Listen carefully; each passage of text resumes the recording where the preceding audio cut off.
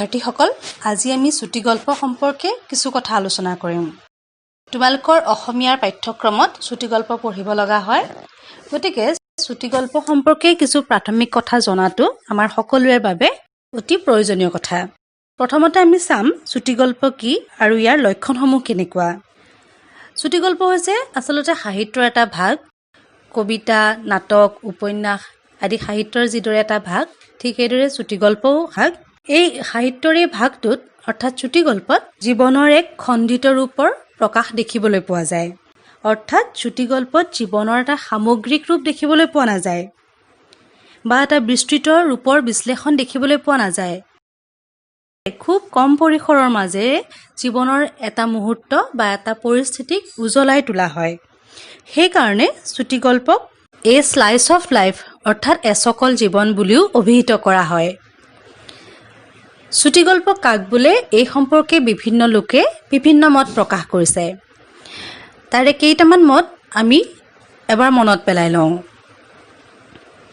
ইংৰাজ সাহিত্যিক ছমাৰছেট মমে কৈছে যে একেটা বৈঠকতে পঢ়ি শেষ কৰিব পৰা কাহিনীয়েই চুটি গল্প। আন এগৰাকী ইংৰাজ সাহিত্যিক W.H. হাডছনৰ মতে কাহিনীৰ একময়তা আৰু ফলশ্ৰুতিৰ এককতাই চুটি গল্প। H.G. ৱেলছে কৈছে চুটি গল্প হ'ল এক সহজ সৃষ্টি যাৰ পৰিণতি সদায় একক।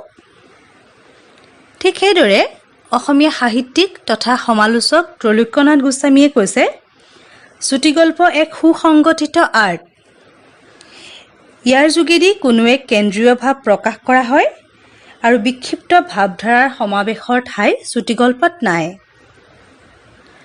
আন এগৰাকী বিশিষ্ট সাহিত্যিক তথা সমালোচক মহেন্দ্ৰ বৰাই কৈছে চুটি গল্প সাহিত্যৰ বিশেষ শিল্পকৃতি য'ত পোৱা যায় ক্ষণিকৰ বুকুত চিৰন্তনৰ ব্যঞ্জনা আৰু বিন্দুৰ বুকুত সিন্ধুৰ চেতনা। এই সংজ্ঞাসমূহৰ জৰিয়তে চুটি গল্পৰ সম্পৰ্কে এটা সম্যক আভাস পোৱা যায়। অৱশ্যে মন কৰিব লাগিব যে চুটি গল্প সম্পৰ্কে সৰ্বগ্ৰহণযোগ্য সংজ্ঞা এতিয়ালৈকে কোনেও নিৰূপণ কৰিব পৰা নাই। এতিয়া আমি আহোঁ চুটি গল্পৰ লক্ষণলৈ। চুটি গল্পৰ বহুবোৰ লক্ষণ আছে। তাৰে প্ৰথমটো হৈছে সংক্ষিপ্ততা বা হ্ৰস্বতা। চুটি গল্প নামটোতে ইয়াৰ লক্ষণটো লুকাই আছে। চুটি গল্পসমূহ চুটি অৰ্থাৎ ই সংক্ষিপ্ত পৰিসৰৰ শিল্পৰূপ। চুটি গল্পত কম কথাৰ মাজেৰে জীৱনৰ কোনো এক মুহূৰ্ত বা পৰিস্থিতিৰ উন্মোচন ঘটোৱা হয়। দ্বিতীয়তে আৰম্ভণিৰ আকস্মিকতা আৰু সামৰণিৰ নাটকীয়তা। চুটি গল্পসমূহত সাধাৰণতে আৰম্ভণিটো আকস্মিক হয় আৰু সামৰণি নাটকীয় হয়। চুটি গল্পত আৰম্ভণি আকস্মিক হোৱা কথাটোৱে পাঠকৰ মনত উৎকণ্ঠাৰ সৃষ্টি কৰে। আনহাতে সামৰণিৰ নাটকীয়তাই গল্প এটাক অধিক আকৰ্ষণীয় কৰি তোলে। পাঠকৰ মনত অনেক ভাৱৰ বুৰবুৰণি উঠে। শেষ হৈও যেন শেষ নহ'ল আৰু যেন অনেক কথা জানিবলৈ বাকী ৰ'ল, পাঠকৰ মনত এনে এটা ভাৱৰ সৃষ্টি হয়। চুটি গল্পৰ আন এটা বৈশিষ্ট্য হ'ল লক্ষ্যৰ একমুখিতা আৰু ফলশ্ৰুতিৰ একময়তা।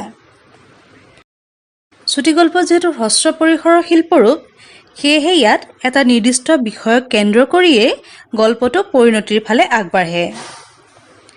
যি নিৰ্দিষ্ট বিষয়ক লৈ চুটি গল্পটো ৰচনা কৰা হয়, কেৱল মাত্ৰ সেই বিষয়ৰ প্ৰতি মনোযোগী হৈহে গল্পকাৰে গল্পটো শেষলৈকে আগবঢ়াই লৈ যায়। নিৰ্দিষ্ট বিষয়ৰ পৰা ফালৰি কাটি অন্য কোনো বিষয়ক গল্পত স্থান দিয়া নহয়।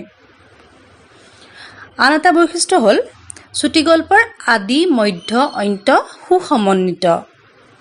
মনত ৰাখিবা চুটি গল্পৰ এটা প্ৰধান লক্ষণ হৈছে ইয়াৰ আদি মধ্য অন্ত সুসমন্বিত।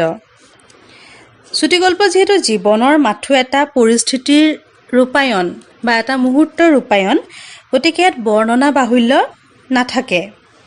ই হৈছে এক দৃঢ় পিনদ্ধ শিল্পৰূপ। সেয়েহে ইয়াৰ আৰম্ভণি, মধ্যভাগ তথা সামৰণি পৰস্পৰৰ সৈতে সম্পৰ্কিত আৰু সুসমন্বিত। এতিয়া শেষৰটো লক্ষণ কৈছোঁ। চুটি গল্পৰ অনেক লক্ষণ আছে, মই মাত্ৰ 5টা লক্ষণ তোমালোকক কৈছোঁ। শেষৰটো লক্ষণ হৈছে চিত্ৰধৰ্মী বৰ্ণনা। চিত্ৰধৰ্মী বৰ্ণনা চুটিগল্পৰ এক প্ৰধান বৈশিষ্ট্য। কম পৰিসৰৰ মাজতে গল্পকাৰে জীৱনৰ কোনো মুহূৰ্তৰ বা পৰিস্থিতিক তুলি ধৰিব লগা হোৱা বাবে লেখকে চিত্ৰধৰ্মী বৰ্ণনা ৰীতিৰ আশ্ৰয় লয়। লেখকৰ বৰ্ণনাই পাঠকৰ চকুৰ আগত সেই দৃশ্যপট তুলি ধৰিবলৈ সক্ষম হ'লেহে চুটিগল্প এটাৰ আবেদন বৃদ্ধি পায়। ইয়াৰ বাবে লেখকে ইংগিতধৰ্মী ভাষা তথা প্ৰয়োজন সাপেক্ষে প্ৰতীকৰো সহায় লয়। এতিয়া আমি চাওঁ চুটিগল্প আৰু উপন্যাসৰ মাজত পাৰ্থক্য কেনেধৰণৰ। চুটিগল্প আৰু উপন্যাস সাহিত্যৰ এই দুই ভাগতে কাহিনীয়ে যদিও গুৰুত্ব লাভ কৰে, তথাপিও কিন্তু এই দুই শিল্পৰূপৰ মাজত কিছু পাৰ্থক্য আছে। চুটিগল্পত জীৱনৰ সামান্য পৰিস্থিতি উজলি উঠাৰ বিপৰীতে উপন্যাসত কিন্তু জীৱনৰ এটা সামগ্ৰিক ৰূপ প্ৰতিফলিত হয়। উপন্যাস এক বিস্তৃত পৰিসৰৰ শিল্পৰূপ। এই দুই শিল্পৰূপৰ মাজত থকা পাৰ্থক্য বিচাৰ কৰাটো আজিৰ আমাৰ আলোচনাৰ বিষয় নহয়, কিন্তু হ'লেও সমালোচক মহেন্দ্ৰ বৰাই এই দুই শিল্পৰূপৰ বিষয়ে আগবঢ়োৱা দুটা আকৰ্ষণীয় মন্তব্য তোমালোকক মই কৈ দিবলৈ লৈছোঁ। মহেন্দ্ৰ বৰাই তেওঁৰ সাহিত্য উপক্ৰমণিকা নামৰ গ্ৰন্থখনত কৈছে, উপন্যাস যেন এক অতিকায় অজগৰ, অলস মন্থৰ তাৰ গতি আৰু বিচিত্ৰতাৰ দেহৰ সৌন্দৰ্য, বিচৰণ ক্ষেত্ৰ তাৰ বিশাল এক অৰণ্য।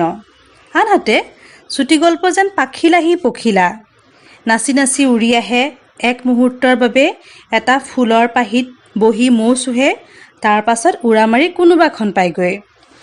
আমাৰ চকুৱে বন্দী কৰিব পাৰে মাথোন তাৰ এক লহমাৰ আকণ্ঠ মধুপান। তেওঁ আকৌ কৈছে, উপন্যাস যদি এই সুমথিৰা, চুটিগল্প তেনেহ'লে এটা আপেল। কেইবাটাও ফুট লগ লাগিহে এটা সুমথিৰা আৰু তাক আলফুলকৈ ধৰি ৰাখে ওপৰৰ বাকলিটোৱে। কিন্তু চুটিগল্প নামৰ আপেলটো ওপৰৰ বাকলি, ভিতৰৰ মঙহ আৰু মাজৰ গুটি গোটেইখিনি একেলগে খাজ খাই থকা বস্তু। ইয়াৰ চৰিত্ৰ, কাহিনী আৰু পৰিৱেশ কোনো কাৰোৰে পৰা বিচ্ছিন্ন আৰু বিক্লিষ্ট অৱস্থাত নাথাকে।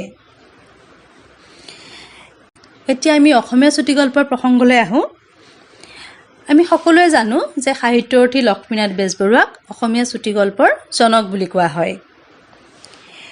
জোনাকী আলোচনীখনৰ চতুৰ্থ বছৰ চতুৰ্থ সংখ্যা ইংৰাজী হিচাপে চাবলৈ গ'লে মে' 1892।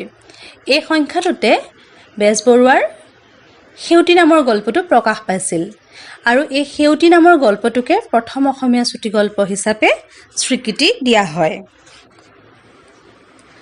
অসমীয়া চুটিগল্পৰ সূচনা হোৱাৰ পৰা বৰ্তমানলৈকে চুটিগল্পই এই বিকাশৰ এই স্তৰটোত এটা দীঘলীয়া এটা সময় অতিক্ৰম কৰি আহিছে আৰু এই বিকাশৰ এই স্তৰটোত তিনিখন আলোচনীয়ে বিশেষ ভূমিকা গ্ৰহণ কৰিছে।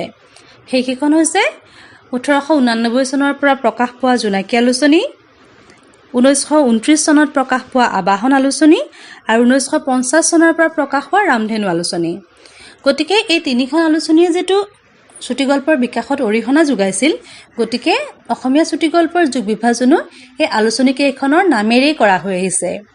আৰু ৰামধেনু আলোচনীৰ পাছত নিৰ্দিষ্ট এখন আলোচনীয়ে সাহিত্যৰ যুগ যিহেতু সৃষ্টি কৰিব পৰা নাই, গতিকে ইয়াৰ পৰৱৰ্তী সময়ৰ গল্পসমূহক উত্তৰ ৰামধেনু স্তৰৰ বা সাম্প্ৰতিক স্তৰৰ গল্প বুলিয়েই অভিহিত কৰা হয়।